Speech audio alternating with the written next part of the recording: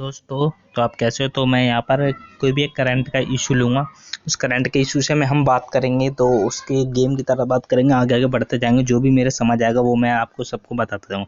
तो करंट का इशू ये है कि भी आरबीआई ने यहाँ पर अपनी मॉनेटरी पॉलिसी अपनी जारी करी है। मॉनेटरी पॉलिसी जारी करी है। उसके अंदर क्या होता है, रेपो रेट होता है, रेपो रेट और होता है रिवर्स रेपो रेट। ओके, तो मैं इन दोनों को पहले बता देता हूँ क्या क्या होता है। ये रिवर्स रेपो रेट और रेपो रेट के बारे में दोनों बता देता हूँ। ओके, पहले हम देख लेते हैं हम रेपो रेट। ओके, तो ये है बैंक एक तरह से। यहाँ पर हमने लिया एक बैंक है, इस बैंक का नाम है SBI। और यहाँ पर एक बैंक है जो कि बहुत बड़ा है, इसको बोलते हैं RBI। ओके, जब RBI ने अपना जैसे बैंक, इन बैंकों के पास पैसा कम है, इसके बैंकों के पास पैसा नहीं है, तो इन्होंने अपना कुछ पैसा यहाँ भेज दिया। तो इन्होंने क्या करा है अपना, और जब इन्होंने यहाँ अपना पैसा भेजा तो इन्होंने कहा रेपो रेट। ओके, और जब इनके पास पैसा बहुत ज़्यादा हो गया, SBI के पास ये हो गया बहुत ज़्यादा पैसा, तब इन्होंने यहाँ पैसा भेजा, उसको बोला रिवर्स रेपो रेट।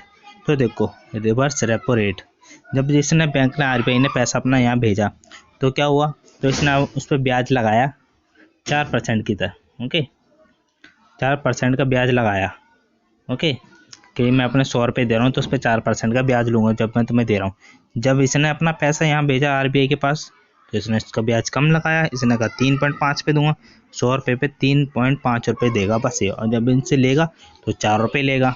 तो ये होता है रेपो रेट और रिवर्स रेपो रेट। जब ऐसे कि 4% का रेट है, तो ये SBI के पास 4% पाया है, तो इसको चुकाना भी पड़ेगा RBI को।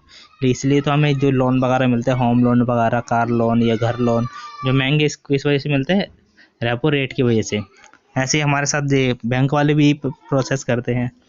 उसमें भी हमें जब हम लोन लेने जाते हैं तो हमको महंगा मिलता है, जब हम बैंक में अपना पैसा जमा कराते हो तो हमें कम परसेंट में मिलता है।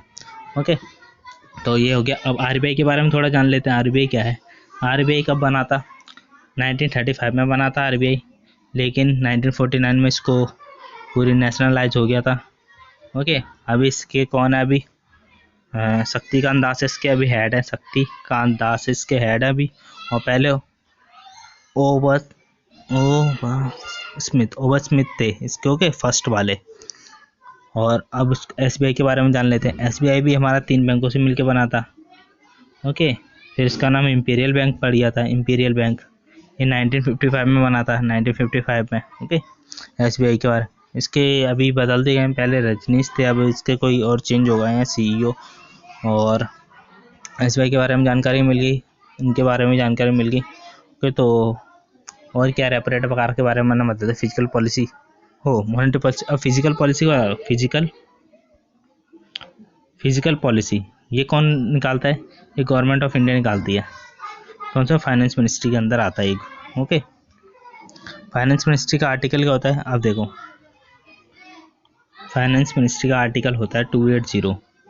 ओके, ऐसे कैग का आर्टिकल क्या होता है, कैग का 148। एजी का आर्टिकल होता है 76, अटॉर्नी जनरल।